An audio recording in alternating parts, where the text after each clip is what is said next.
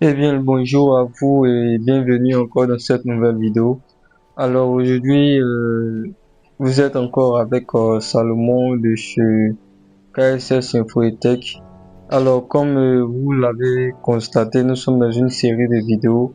Alors aujourd'hui, nous allons voir une autre notion ou bien une autre abréviation. Donc nous allons voir le DNS. Alors c'est quoi le DNS? Nous allons essayer de faire une explication simple. Alors le DNS, déjà la plupart du temps, nous avons l'habitude de l'entendre, c'est Domain Name System. Et en français, ça nous fait un système de nom de domaine. Et qu'est-ce que le système de nom de domaine ou bien qu'est-ce qu'il fait? D'abord, c'est un élément clé qui permet à Internet de fonctionner, voilà. C'est-à-dire que lorsque vous allez vouloir naviguer sur Internet, il y a le DNS qui va intervenir et voyons à la suite de quoi il s'agit. Le domain name system, c'est un peu comme un répertoire de téléphone. Donc ici à la manière d'un répertoire téléphonique virtuel. Il convertit les noms de domaine en adresse IP pour permettre aux internautes d'accéder au site. Qu'est-ce que cela veut dire? Prenons l'exemple de votre téléphone.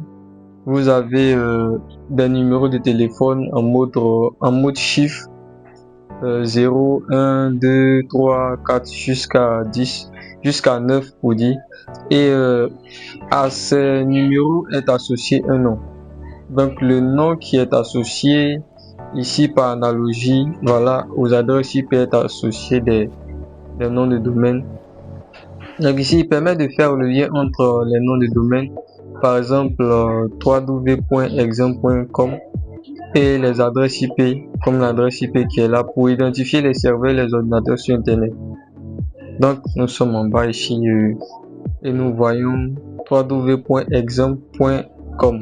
Donc lorsque nous allons sur Internet et que nous saisissons www.exam.com, c'est en fait en réalité une adresse IP, voilà, que nous saisissons, mais qui est facilitée avec le nom, car il est facile de retenir plus les noms que les adresses, que les chiffres, que les nombres qui sont derrière. Donc ici le DNS, comme nous l'avons précédemment dit, convertit les noms de domaine mémorisés. Donc c'est-à-dire que les noms de domaine sont déjà mémorisés avec des adresses IP qui sont connues. Donc l'hiérarchie, c'est un exemple ici. Donc pour dire que DNS est hiérarchisé, donc, nous voyons ici le principal qui est le root et les autres vont découler. Et après le root, il y a des .org, .com, .ci, .fr et tout. Donc les rôles. Ici le système DNS, nous avons trois rôles principaux. Donc on a le rôle 1, le rôle 2, le rôle 3. Ici on peut voir un résolveur. Un résolveur, c'est d'abord un premier serveur qui a la plupart du temps reçoit nos requêtes, et dans ce sens-là, lorsque nous faisons une recherche, si le résolveur a les résultats que nous attendons, alors le résultat est envoyé par le résolveur.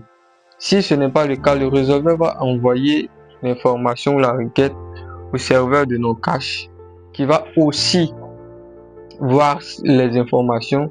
Si le résultat est dans le serveur de nos caches, alors le résultat nous est envoyé. Nous pouvons voir sur notre navigateur. Si le serveur de nos caches n'a pas les informations dont nous avons besoin, alors la requête est envoyée encore plus haut au serveur de notre faisant autorité, qui va maintenant envoyer une réponse au serveur de nos caches, qui va transiter l'information jusqu'à notre ordinateur. Donc lorsque ce processus est fait, nous avons un résultat soit positif soit négatif. Donc nous passons ici, on a Internet qui est là comme nous pouvons le voir avec ce nuage. Nous avons notre navigateur ou bien notre appareil qui est là, qui va faire la recherche. Et nous avons aussi les serveurs qui sont sur Internet. Bien évidemment que notre ordinateur doit être aussi connecté à Internet. Donc la recherche est faite soit sur le premier serveur aussi, si nous n'avons pas de réponse, la recherche évolue, mais en fin de compte, nous avons obligatoirement une réponse qui sera envoyée sur notre navigateur. Donc, merci d'avoir suivi la vidéo. Si cela vous a apporté de nouvelles connaissances, n'hésitez pas à liker, commenter et activer la cloche de notification pour de nouvelles vidéos.